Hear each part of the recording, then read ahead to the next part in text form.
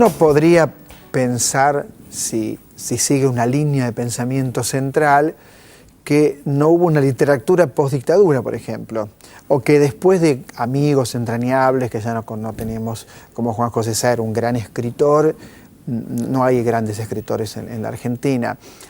Por este programa han pasado muchos excelentes escritores de una nueva camada, pero hacía falta un libro, juro que hacía falta, que es el de Elsa Drukarov, Los prisioneros de la torre. ¿Por qué? Porque aquí lo tenemos sistematizado. Aquí tenemos la posibilidad de ver, bueno, qué ocurrió después de la dictadura militar, qué ocurrió y qué ocurre con la literatura argentina hoy, cómo está funcionando. Elsa, ¿cómo estás? ¿Cómo estás, Waldo? Hablemos de tu libro, hablemos de tu discrepancia con Beatriz Arlo, que ocupa un capítulo. Y si hay un común denominador, ¿no es cierto?, en esta, no sé cómo llamarlo, nueva generación. Nueva generación. Bueno, hay un común denominador, que es el que yo lo encuentro y yo lo demuestro, pero también es mi lectura. O sea, habrá otra gente que encontrará otros comunes denominadores. Yo encuentro en la nueva narrativa, en las dos nuevas generaciones de postdictadura, dos comunes denominadores. Uno que tiene que ver con el tono socarrón, con el no tomarse demasiado en serio y con la dificultad para la solemnidad. ¿Qué pasa para mí por algo muy saludable? Que es que, bueno, que las certezas tan sólidas aparentemente de los años 70 cayeron, y no cayeron necesariamente para que todos se vuelvan frívolos, sino que cayeron para que se pueda pensar otra vez. Entonces, aunque hay mucha reflexión en la nueva narrativa, lo que no hay es esta cosa tan firme y que llevaba a la solemnidad, ¿no?, y a la seriedad, y que, ojo, podía tener muy buenos resultados estéticos. Pero estos resultados, los de la ironía, los del sarcasmo, también son lindos. Digamos, no hay un ideologismo.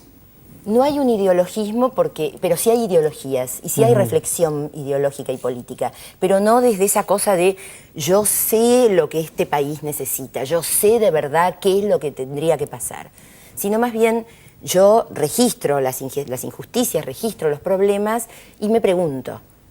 Y eso también tampoco me tomo demasiado en serio a mí mismo o a mí misma, entonces me río un poco. César Aira.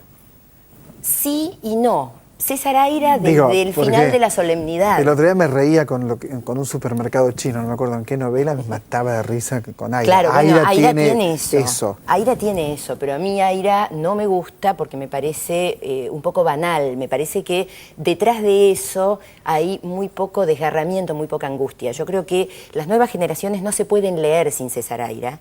César Aira es realmente el fundador de eso en la narrativa argentina, pero lo han superado mucho para mi gusto. Mucho, porque no son banales, son desgarrados, o sea, tienen un humor ácido, negro y una ironía llena de risa y de dolor, digamos. Una cosa muy típica con la nueva narrativa es esa risa negra que se te queda atragantada y no podés parar de reírte. Por ejemplo.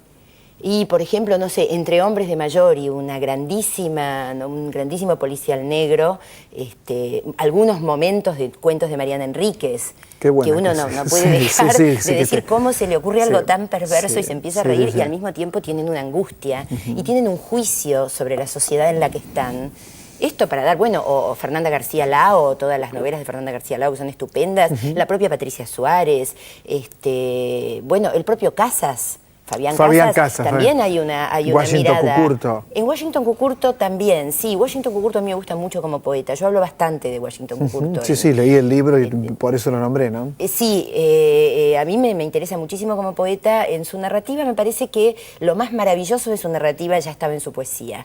Tengo un poco de dudas sobre si su narrativa funciona tanto, salvo algunas partes, pero también tiene momentos desopilantes. ¿Por qué polemizás para quien mira televisión y no conoce el tema con Beatriz Arlo? No por qué, sino cuáles son las dos posiciones. Las dos posiciones, para decirlo muy rápido, serían que para Beatriz Arlo la nueva narrativa, a la que llega tarde, porque empieza a hablar de la nueva narrativa en el 2006, y la nueva narrativa es algo que empezó en los 90, para Beatriz Arlo la nueva narrativa ha solucionado, ya no le importa el pasado reciente o el pasado ominoso o el pasado de la dictadura militar, porque dice que estamos después de la historia, que es la novela después de la historia, o que por lo menos la novela se posiciona así, o el relato se posiciona así, y que el problema de la dictadura está superado y ya no le importa a nadie.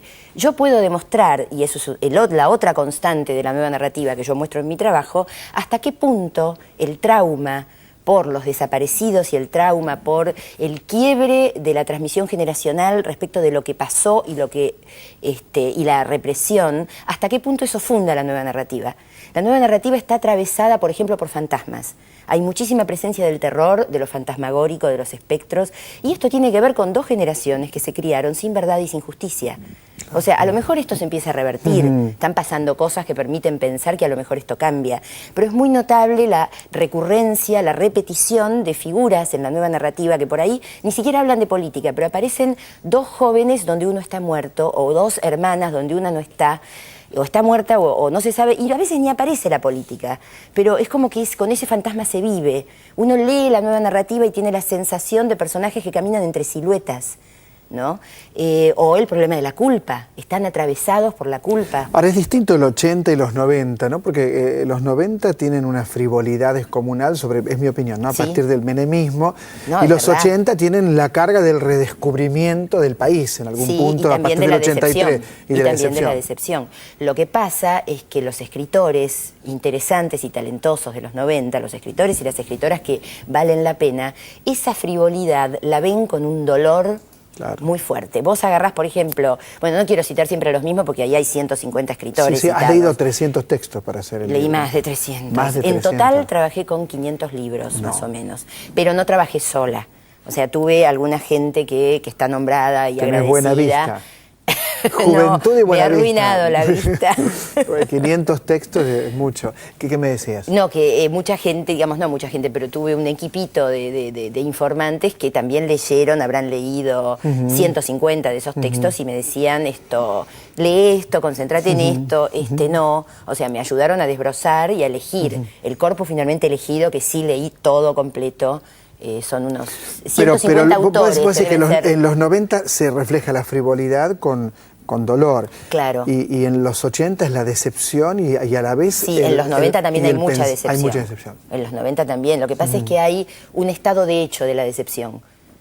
O sea, las generaciones de postdictadura nacen en la decepción. Hay un epígrafe de un libro que es fundacional para mí de la nueva narrativa, que es Nadar de noche, de Juan Forn. De Juan Forn, sí, que es un libro que para mí es desparejo, tiene cuentos que me gustan mucho y cuentos que no me gustan, pero no me importa, porque lo que menos importa acá es eso.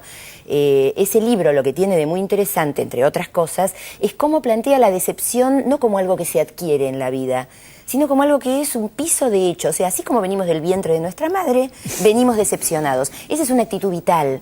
Y es una actitud vital de estas nuevas generaciones de postdictadura, que no es una actitud tonta, es una actitud lúcida. Para ellos la vida es eso. Y desde ahí ellos no retrataron el mundo de un modo conformista. Otro síntoma social tremendo fue cómo nosotros, las generaciones de militancia, yo soy el estrato más joven de la generación de militancia, yo soy la noche de los lápices, digamos, yo tengo la edad de la noche de los lápices, bueno, de los chicos de la noche de los lápices. Sí. Pero cómo realmente los que fuimos padres de esas dos generaciones tendimos a no escuchar, no valorar y no creer que era importante leerlos. O sea, el síntoma fuerte que a mí me pasó fue que recién a comienzos del año 2000, 2002, 2003, me empiezo a encontrar con jóvenes que me dicen tenés que leer esto, tenés que leer lo otro, tenés que leer Las Islas de Gamerro, tenés que leer, me van acercando a casas, me van acercando textos. Y yo digo, pero acá hay un talento que raja la tierra. Hay gente que tiene 8 o 9 libros publicados. Cuando yo lo leo a Eduardo Muslip en el 2004, Eduardo tenía 4 o 5 libros publicados. Entonces, ¿qué pasó? Y uno lo descubre en ese momento. Claro, o sea, eso es hay algo perverso que pasó con la creación de los nuevos. Como siempre digo, hay que encontrarse con el libro. Es estupendo el trabajo de él, es estupendo realmente. Uno aprende. Yo tengo que leer de los 300 o 500 libros, me faltan 400, o sea que me faltan bastante. Pero leí el libro y aprendí muchísimo. Muchas gracias. Gracias, Osvaldo. Muchas gracias. Los prisioneros de la Torre, un libro imprescindible para comprender lo que pasa con la literatura argentina hoy, aquí y ahora. Enseguida regresamos, hay mucho más en El Refugio.